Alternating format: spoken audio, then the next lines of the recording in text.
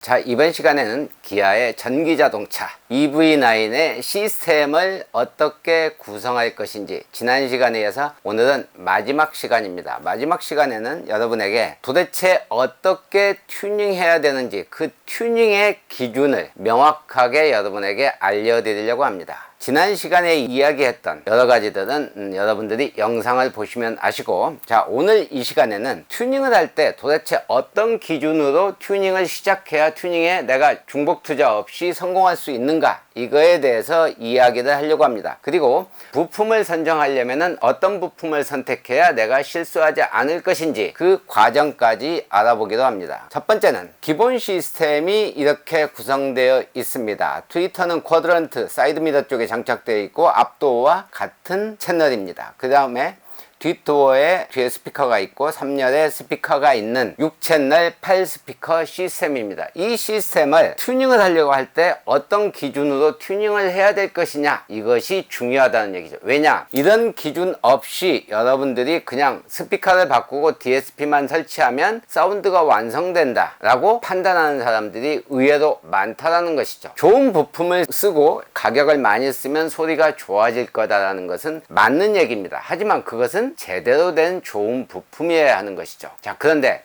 그 좋은 부품을 선택하는 것은 두 번째입니다. 여러분들이 제일 중요한 것은 분석을 해야 됩니다. 순정에 대한 시스템에 대한 분석, 이것을 알고 있어야 내가 지금 튜닝하려고 하는 것, 카우디오샵에서 나한테 권하고 있는 이것이 맞는지에 대해서 여러분들이 판단을 해야 여러분들이 속지 않고 중복 투자 없이 여러분들이 원하는 가격에 적절한 사운드를 얻을 수 있다는 것이죠. 가장 중요한 것은 어떤 기준으로 내가 시스템을 구성할 것이냐. 지난 시간에 분석은 다 해드렸으니까 이번 시간에는 어떤 기준으로 할 것이냐, 이것이 중요하다. 그래서 제일 중요한 것은 앞 도어 스피커의 구동 방식입니다. 자, 이 사운드 시스템을 어떤 식으로 끌고 갈 것이냐. 첫 번째는 순정처럼 이런 식으로 원 채널 투웨이 투 스피커 시스템으로 스피커만 교체하고 패시브 네트워크를 넣어서 할 거냐, 이거에 대한 것은 상세하게 지난 시간에 설명을 드렸습니다.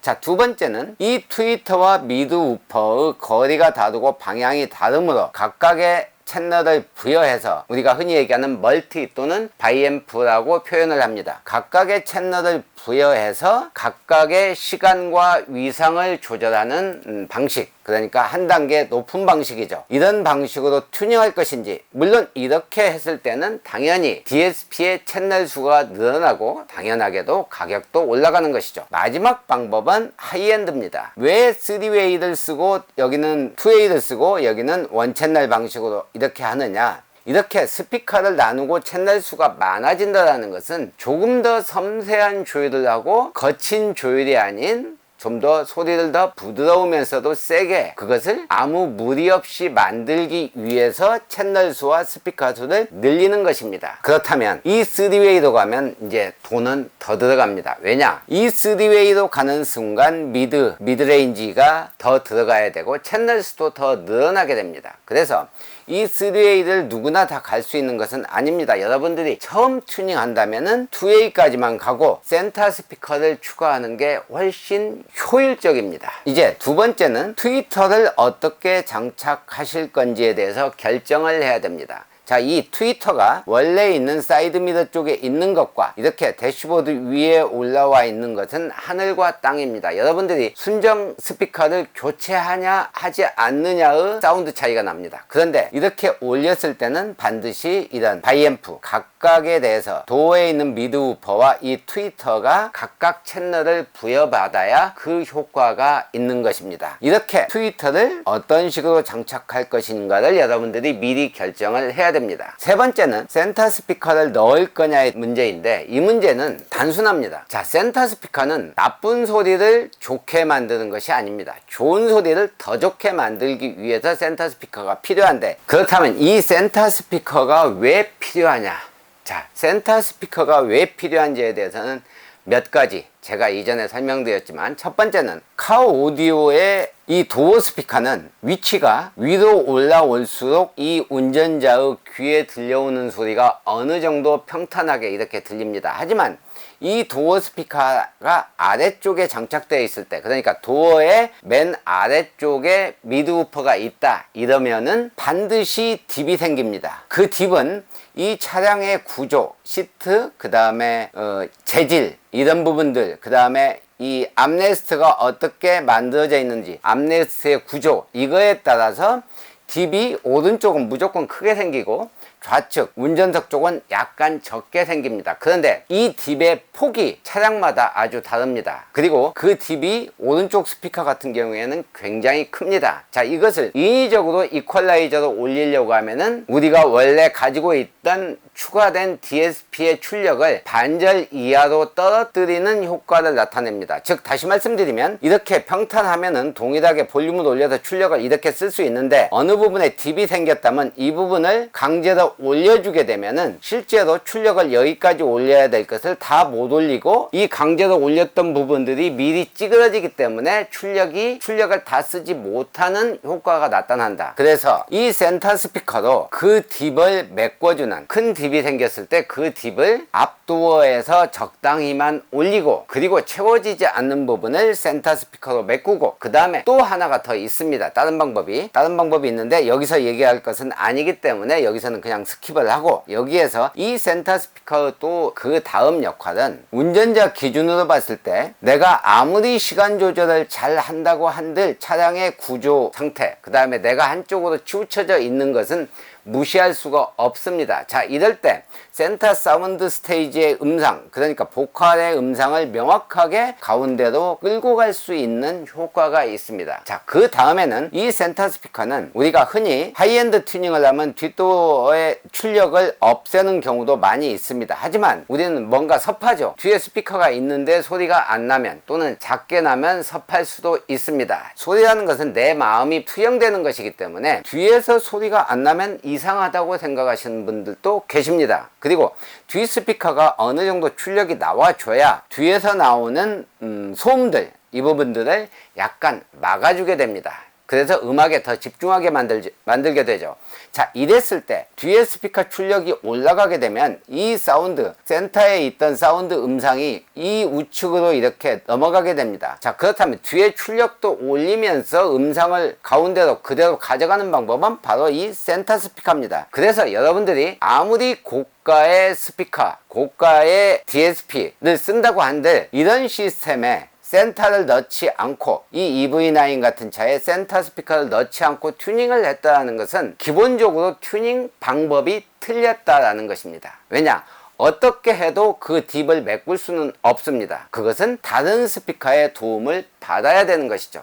자, 그럴 때 필요한 게 또 센터 스피커다라는 얘기죠. 그래서 여러분들이 튜닝을 할 때 예를 들면 유토피아의 P6를 이렇게 트위터 미드 뒤 스피커 이 3열은 없애고 P6의 아주 고가의 고출력의 DSP 헬릭스 DSP를 쓰고 유토피아를 여기다 갖다가 장착한다고 한들 별로 좋은 결과를 나타내지 못합니다. 그러니까 그 스피커와 DSP의 성능을 100% 끌어내지 못한 것이라는 얘기죠. 겨우 70% 정도뿐이 못 끌어낸 겁니다. 이유가 뭐냐? 제가 아까 설명드린 이 미드 우퍼의 딥, 그 다음에 도어 쪽의 딥, 이 부분을 완벽하게 해결할 수 없기 때문입니다. 자, 그래서 그럴 바에는 돈을 조금 더 투자하든지 아니면 DSP의 성능을 한 단계 낮춰서 P6 대신에 V8만 써도 출력 충분합니다. 그래서 그 정도만 쓰고 센터 스피커를 올리는 것도 방법이다. 그래서 센터 스피커를 쓸 거냐 안 쓸 거냐라는 것은 선택의 여지가 아닙니다. 무조건 써서 튜닝을 해줘야 되는 것이죠. 그런데 이 센터 스피커를 써도 제대로 써야 된다. 그것은 잠시 후에 다시 설명을 드리도록 하고, 아무튼 센터 스피커를 여러분 입장에서는 없으니까 넣을 거냐 말 거냐라는 거에 대해서 판단을 해야 되는데 제 생각은 넣어야 된다라는 것입니다. 자, 다음은 저음입니다. 이 저음은 사람마다 표현하는 것도 다르고 그 다음에 성향도 다릅니다. 자, 그래서 이 저음이 어느 정도가 적당한지에 대해서 카우디오샵에서 여러분의 성향을 파악하기가 상당히 힘듭니다. 자, 그런데 제가 전제 조건, 그러니까 쉽게 생각할 수 있는 거 하나는, 첫 번째, 예전에 우퍼의 소리를, 그러니까 박스 우퍼의 소리를 한 번이라도 들어봤다면 무조건 박스 우퍼를 가야 됩니다. 왜냐면 이 도어에서만으로 6.5인치 스피커의 4개로 만들어진, 아무리 공진을 잘해도 저음의 질이 너무 낮습니다. 질이 떨어진다는 얘기죠. 저음이. 그 다음에 두 번째는 6.5인치에서 재생할 수 있는 저음역대는 기본적으로 우퍼에서 낼 수 있는 45Hz 보다도 훨씬 더 높은 주파수 대역입니다. 즉 그 얘기는 이 앞도어나 뒷도어에서는 이 우퍼가 낼 수 있는 음역대를 내지 못한다라는 것입니다. 그래서 강제로 올리면은 어색한 저음이 나오는 것입니다. 그래서 그런 경우에 무조건 박스 우퍼의 그 감동을 느꼈던 사람은 무조건 이쪽을 가야 됩니다. 대신에 이 우퍼를 어느 정도의 출력으로 갈 것이냐가 사실은 이제 관건이죠. 자, 이 우퍼의 출력이 올라가면 가격도 같이 올라갑니다. 그리고 이 우퍼는 두 종류입니다. 저음은 몸과 귀로 듣는 저음, 그러니까 묵직한 저음, 몸이 떨리는 정도의 우리가 흔히 얘기하는 묵직하고 웅장한 저음은 이쪽, 기본적으로는 400W 이상 가야 됩니다. 그리고 조금 가볍지만 타이트한 우퍼 저음을 원한다면 이렇게 300Hz나 250Hz. 그러나 기본적으로는 8인치를 쓸 거냐 10인치나 12인치를 쓸 거냐라는 것은 명확하게 이런 기준으로 판단하시면 됩니다. 나는 공간을 적게 차지해야 되고 저음은 아주 많이 좋아하지는 않지만 그래도 있어야 전체적인 음의 밸런스가 맞으니 우퍼는 있어야 되겠다. 그러면은 8인치를 쓰시면 됩니다. 하지만 저음이 좀 타격감 있고 파워풀하게 나와줘야 되겠다. 공간은 약간 차지해도 괜찮다. 그러면은 10인치나 12인치를 써야 되고 묵직하고 말 그대로 심장이 울리는 그런 저음을 원한다면 400W 이상의 우퍼를 사용해야 된다. 이렇게 우퍼가 출력이 커질수록 같이 적용되는 앰프의 출력도 높아집니다. 그 얘기는 가격이 같이 상승한다는 것을 의미합니다. 그리고 가끔 여러분들은 우퍼를 추가하는데 여기에 들어가는 DSP가 예를 들면 8채널이다. 그런데 7채널만 썼을 때 우퍼를 나머지 채널로 구동할 수 있냐고 물어보지만 어떤 DSP도 우퍼를 구동할 정도의 출력은 나오지 않습니다. 그래서 우퍼를 쓸 때는 반드시 모노앰프를 추가해야 된다라는 것을 아셔야 됩니다. 결론적으로 앞도어를 순정 그대로 같은 방식으로 쓸 거냐, 바이앰프 할 거냐, 3웨이 할 거냐, 그 다음에 트위터를 이렇게 체인버 형태로 올릴 거냐, 순정 자리에 넣을 거냐, 그리고 센터 스피커를 추가할 거냐, 우퍼를 추가할 거냐가 먼저 정해져야 여러분의 튜닝 방향을 세울 수가 있습니다.